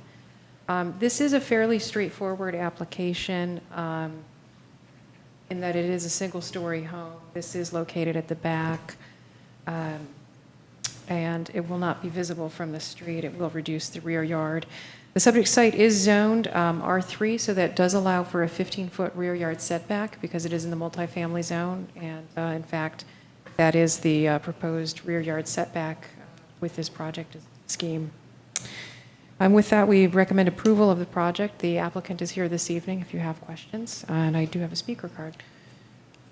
Just questions of staff? One question, Ann. I note that their lot coverage is below the 50% requirement. And remind me, in an R3 district, is there no rear yard coverage requirement?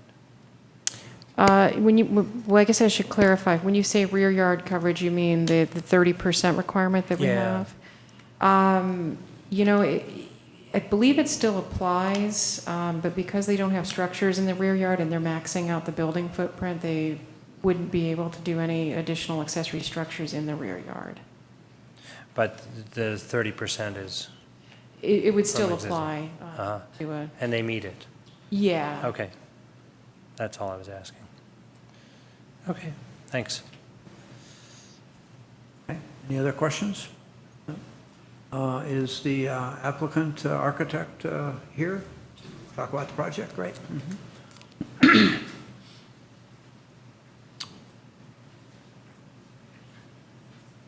Thank you for the time this evening, Commissioners. My family and I have been wanting to move to Albany for a few years now and having a hard time finding a good place.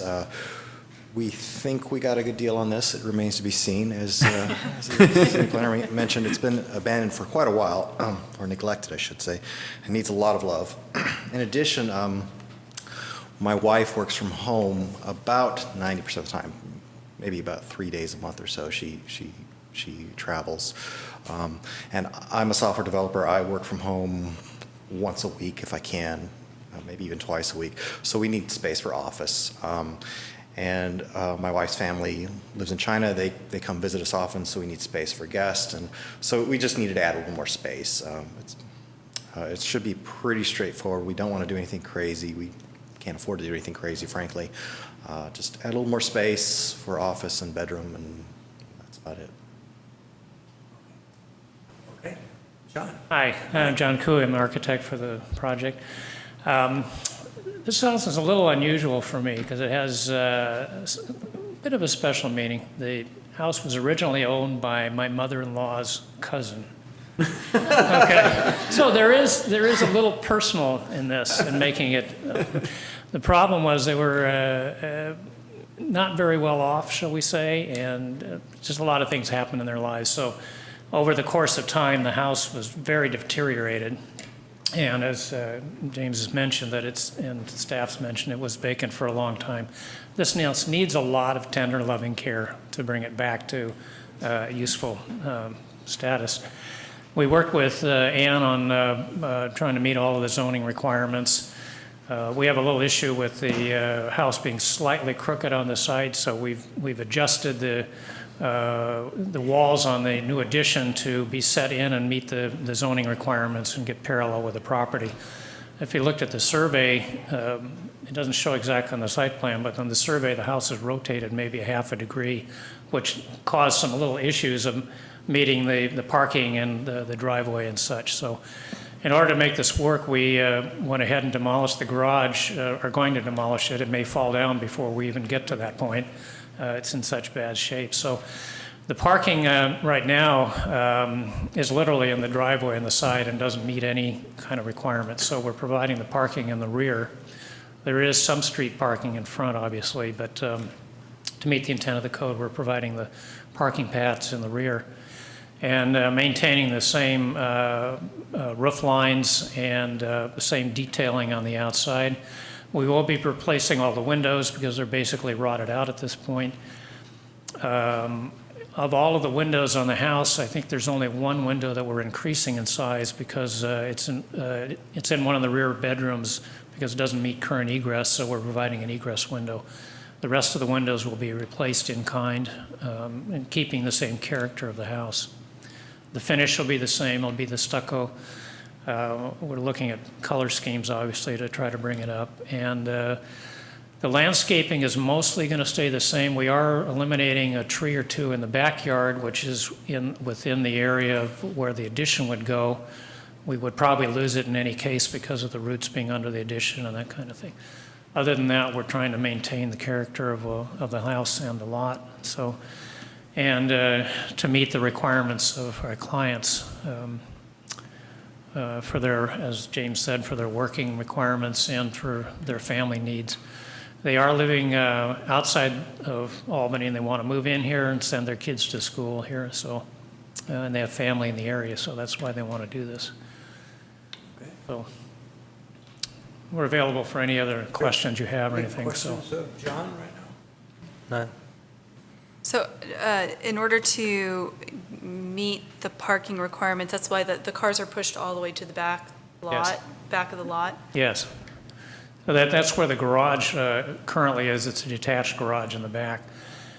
We do have enough length there to meet the two-car requirement by stepping in the sidewall of the addition. It's about 6 inches, so we create the 8'6" driveway. So, Form follows parking. yes. And well, there was no consideration for doing multifamily here in the R3 zone, for having 2 units or something like that? Well, we 3? talked about actually doing a lift up and doing Yeah. some other things there, but it wasn't, given what they expended to buy the property, it just Yeah. wasn't in the cards for them to Yeah. do additional work on it beyond this. We did explore alternate things, and just the budgeting and everything else that we had to deal with just wasn't workable. So this was the solution we could come up with that would meet their needs at this point. Are you going to have to replace the foundation? You know? It's always possible on a house of that vintage. Yeah. But Don't we'll know have to yet. look at it. And Yeah. obviously, the roof is in bad shape. Yeah, I could given see the that. condition of the house, they may find some other things. And Yeah. it was purchased on an as-is basis, so they're liable for a few things Yeah. here. Yeah. Mhm. Yep. We are going to comply with the requirements as proposed by staff. I do have a couple of questions about those, but we can address those to the city engineer. It's nothing with that's this. dramatic. This would be a good time to bring them up, though. Okay. I guess. Well, one of the Unless- issues, I wasn't quite sure why, since we have a single-story addition in the back, that you are suggesting having a soils report done, because it doesn't really do anything for a single-story addition. If it was second story, yes, I'd ask for a soils report. That's actually something we can work with you in the building permit Right. phase. There is an exemption form that we do have, and it is used in cases where, given the scale of the addition, a full-blown soils report is not. Yeah, it doesn't really make Yeah, sense. you swear away your firstborn and they'll let you get away without it. Sounds fun. I always tell my clients we can pour a lot of concrete for the price of the soils report, so just work with the code values. The city does have a mechanism. Yeah. And then there was one other thing, which was, it's the drainage and the let's see, and the sewer. Obviously, we have to size the sewer, and given the age of the house, it's probably going to be mandated to replace the sewer anyway. So I think that's, whether having a hydrologist do the calculations or us just putting in a new 4-inch sewer, I'm not sure that, whether we need to get a hydrologist. Yeah, For that. that may be overkill in this Yeah, situation. it's a little, Simple sewer lateral replacement. yeah. Other than that, most of these look to be pretty standard conditions, so, Right. okay. Okay, good. Any other questions of John or the applicant? Okay, great, thank you. All right, If something thank you. else comes back, I'll call you back. All right. But thank you. All right, I'd like to open the public hearing on this. Is there anyone in the audience who'd like to address the commission on 420 Evelyn? Any speaker cards, Ann? No speaker cards? All right, seeing no one, then I'll close the public hearing and bring it back to the commission. Commissioners, someone like to start the discussion? Well, so I somewhat agree with Commissioner Arkin's comments about the backyard, and that's, clearly they're within the setback, the 15-foot setback, but because the parking is being required to push to the back, it takes away some of their green space, I think, some of their garden space. It actually doesn't have to be located all the way at the back. That's just how they've drawn it. I mean, they could have that pad behind the, Can you behind remind this me what pad. Could be in the side yard. you can narrow it to, what is it, 7.6 with a 1-foot aisle on either side, so it's really. Yeah, we typically look at that, though, with existing conditions. In the way that they've designed this addition, they have, let's see here, they have 8'10" for this back parking space, and I believe it's the same for the second parking space. And I think the width, looks like the width, even with the existing walls, it's 8'10", basically the entire south side of the property line. So that parking could still legally be located in the driveway. What's the and narrowest the space can go? narrowest a space can go is 7.5 feet in width by, I want to say 16 feet in length. And does, I think the code is worded in such a way that it requires a 1-foot aisle, or are we willing to waive that? If there are solid obstructions.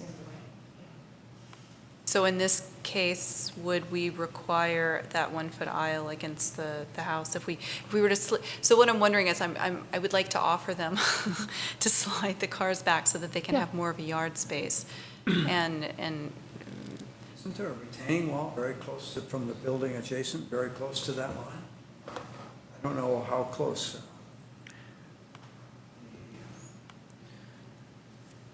Yeah, I think it shows on there. I don't know. Apartment building next door. So it looks like there's a staircase for the Oh, that- adjacent apartment Okay. building. Yeah, I'll just note that, this does work, and they're making it work by setting back that wall.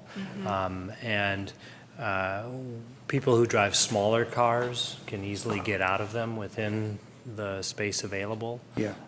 So they can choose to not drive all the way back to the back, and in which case that parking area is usable. And you can see in this photograph here that they have the full length of the driveway to get To do two that. parking spaces Yeah. outside of the front setback. Yeah, so I'm inclined to approve it as As drawn. submitted, and then, like everyone else in Albany, choose to use it the way they use it. well, I guess what I'm wondering is, are we requiring them to pave or, provide, it will have to be a parkable space, is that correct?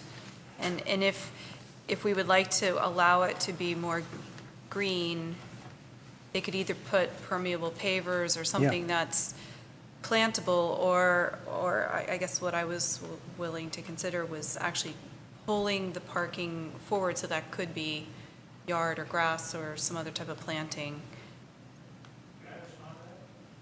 Yes. Yes. Actually, turf green. Okay. So it's a green, literally a green area. We're just parking on the blocks that would be set in the ground. So you read it as a lawn. Okay. Excellent. Thank you.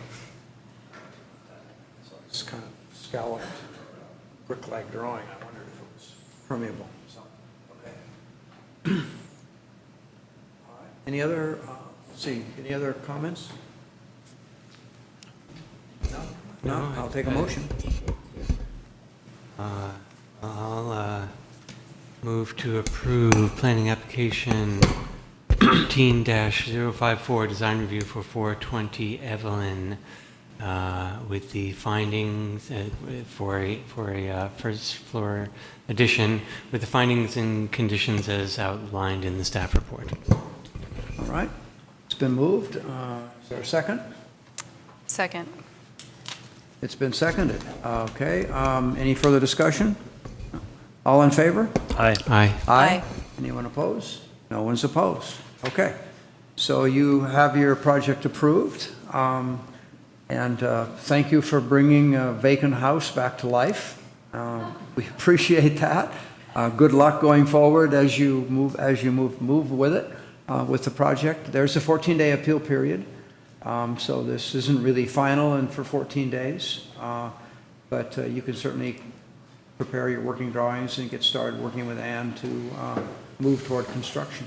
So, and when your children grow up, remember, you're sitting on a multifamily house and you can build up. Multifamily lot, you can build up. Well, I know we're not doing it relative to this application, but this is an example of a site that would benefit from an increased floor area ratio It would. in the R3 district in order to allow such a thing to In happen. order to, Yeah. it would. Yeah. Okay, great. Good. Okay, thank you. Next item on the agenda, we have a resolution, I think, a housing element implementation resolution. I am not sure that I understood all this, but please, Ann, Sure. the staff report, tell us what's going on here. Yeah, just in a nutshell, there are some policies from our current housing element that we would like to implement within the zoning code. Some of them are fairly straightforward fixes, things, policies that are specified that just require an amendment to the code. So what our intention is our intentions are to come back in 2 weeks with those changes in a draft format for you to review and then make a formal recommendation to the city council for adoption. Right. And I don't think there will be any surprises in there. It's things like, getting rid of a use permit requirement for multifamily and the high density, residential high density zoning district. Also, adding an SRO definition to the code, specifying where it can go within the permitted use tables, that sort of thing. So they're really straightforward changes to help implement the policies. And all things that we've reviewed. Yeah, these are all the policies that you reviewed at length last winter. Okay. And so we sent our notice off to the newspaper yesterday, so this will be the formal action in 2 weeks. Okay. So what you need from us tonight, you need a motion? A motion to this approve the resolution? resolution of intention, and it's just a Okay. formality that indicates that you're going to proceed with changes to the code at a future date. Okay. All right. Uh, Is there any questions for Ann? Is there anyone in the audience who'd like to address the commission on this item? And if so, I'll open the public hearing. Alexa, please come forward. Hello again. I just urge you to state this intention officially, and especially given the time that we're coming to in which some of the commissioners may may change as a result of a new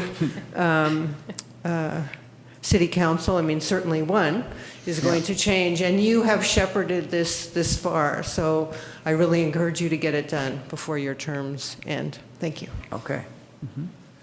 All right. Anyone else like to address the commission on this? Okay. I'll close the public hearing and bring it back to the commission. Discussion or a motion? I will move, if we're ready, Resolution 2014-07, a resolution of intention and scheduling a public hearing for October 22nd, 2014 for Planning and Zoning Commission to review and recommend changes to Chapter 20 of the Albany Municipal Code, or Chapter XX. That's my motion. Okay. Second? Oh, go ahead. Is there a Second. It's been seconded and moved and seconded. All in favor? Aye. Aye. No one opposed? Okay. That's been passed. Okay. Will I need to sign this before the next meeting, or call me when it's I ready? I can bring a copy with the Sure, vote or- reflected in that. Yeah, or I'll come down if you need to have it signed. Great. Okay. Announcements, am I right on that? Yeah. Announcements, communications, and discussion. And there's like 4 things here. Yeah, and actually there Maybe should be a others. Go fifth ahead. here. On the first item, the advisory body appointment procedures, I need to email you what I received from the city clerk. So I will do that so that you have that. If you have questions, we can discuss it at the next hearing. I apologize for not Okay. getting that to you sooner. Okay. The city council on Monday night selected a consultant for the waterfront transition plan, so that will commence fairly soon in the near future. You'll probably be hearing more about that. Who was that? I believe it was WRT. That was. Okay.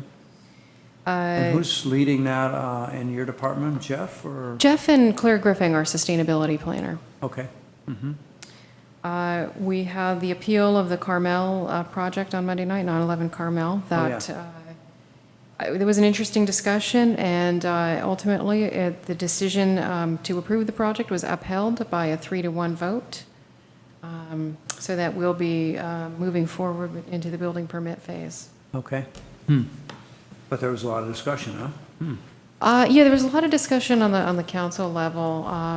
Everybody had an opinion about the existing architecture of the house. Some good, some bad, in terms of how they felt. I think Councilmember Atkinson, did not find the house attractive and made that quite clear, and thought The that design. the proposed design would be an improvement over the existing home. Councilmember Nason is quite fond of the McGregor-style homes. She actually voted against the project as it was designed. And Joanne Weil was recused. She was recused due to the Yeah. proximity of her residence, and so Councilmember Barnes and Councilmember Moss supported the decision to approve the project. Okay, interesting. And I heard that they did site measure D, and that had put constraints into the design of the house, causing there to need to With be the large the garage, two-car two-car, garage, yeah. yeah.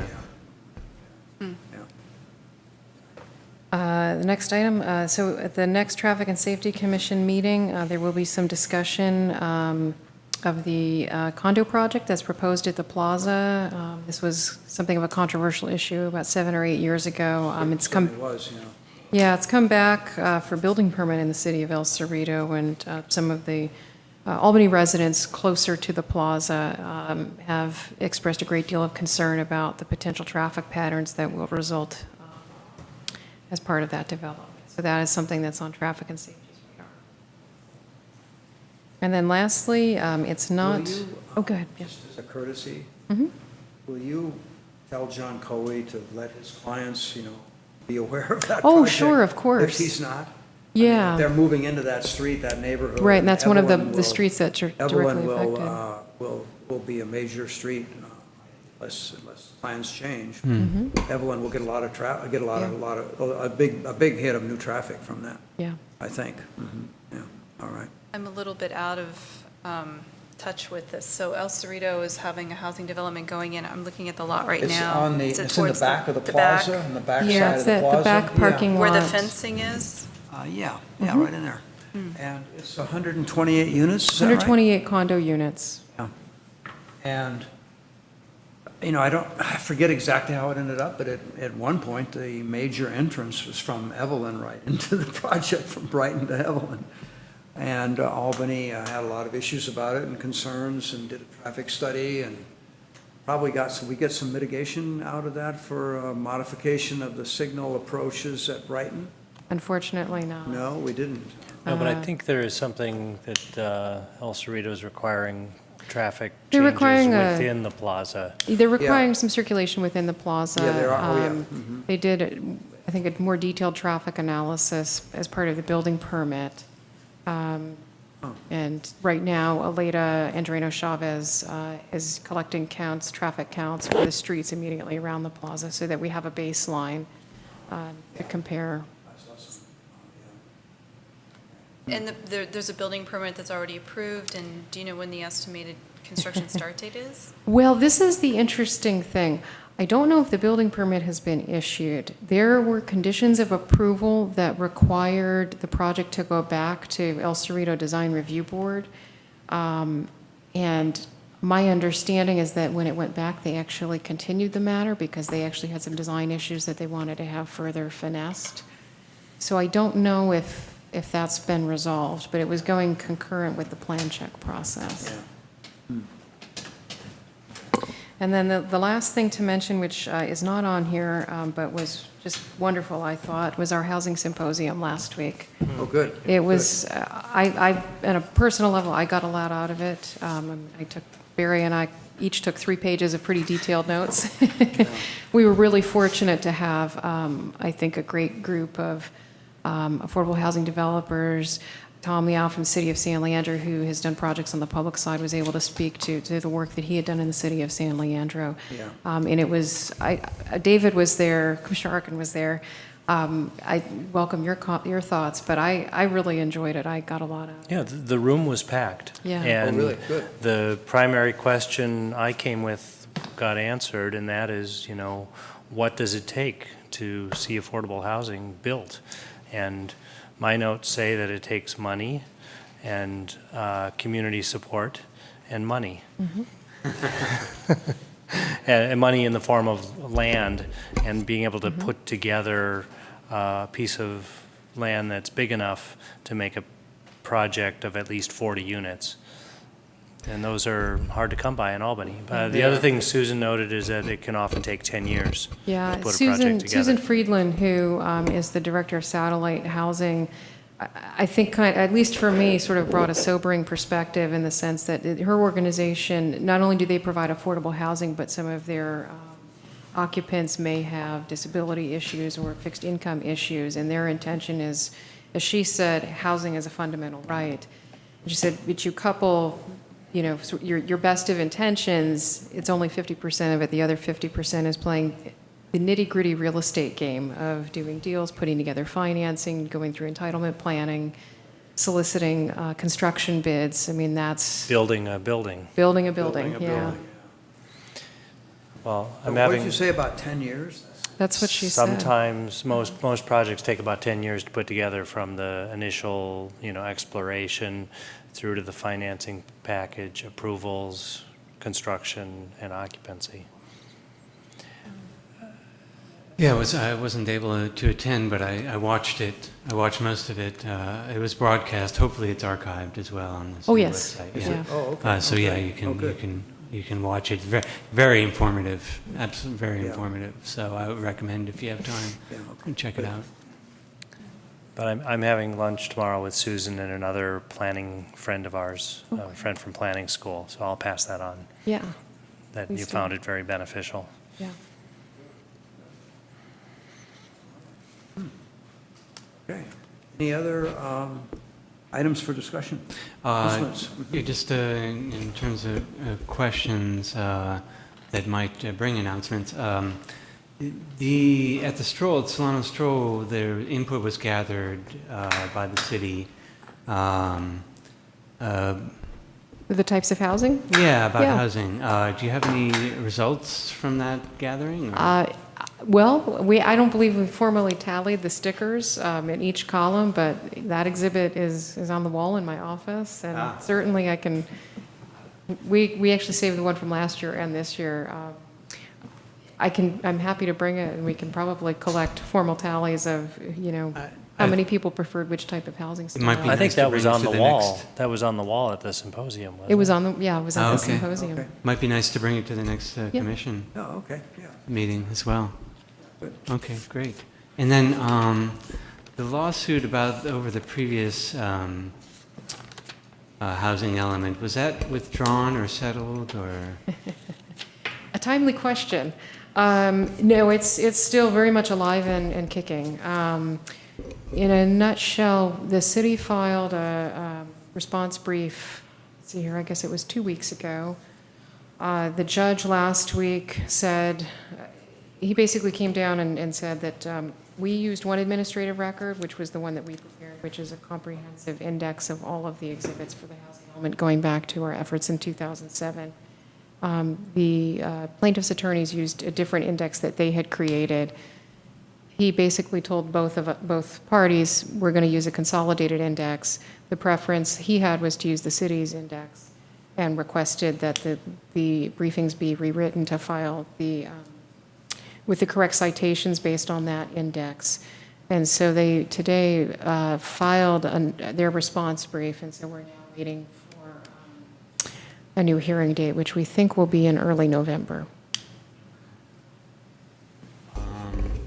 And lastly, I apologize for continuing to ask this, but where are we with the parking study? Is that underway or? Yeah, that is underway. Okay. We had, same day I signed the declaration for that lawsuit, actually, we had a meeting at ACTC. And we're partnered with San Leandro on that, and so City of San Leandro staff were present. Aleda and I went. It was to review the scope and the timing, and so right now we're finalizing those details with the consultant, and that should be taken care of in the next week or so. And then timeline for actually doing the survey? It's about a 7-month window. The idea is that the data collection would begin pretty quickly, and we'd be looking at a final product probably next April. All right, thank you. Who's I that? guess April, May. Who's that consultant? So it's a team. It's PlaceWorks and Michael Kodama Associates, and they've done parking studies in Southern California. And the other party, CDMH, that will be doing the data collection. Okay. So it's those 3 companies doing the work. Okay, PlaceWorks, formerly DC&E. Yes. Yeah, great, okay. Okay, anything else? Okay, next meeting is October 22nd, and this meeting is adjourned. Okay, thank you. Mhm.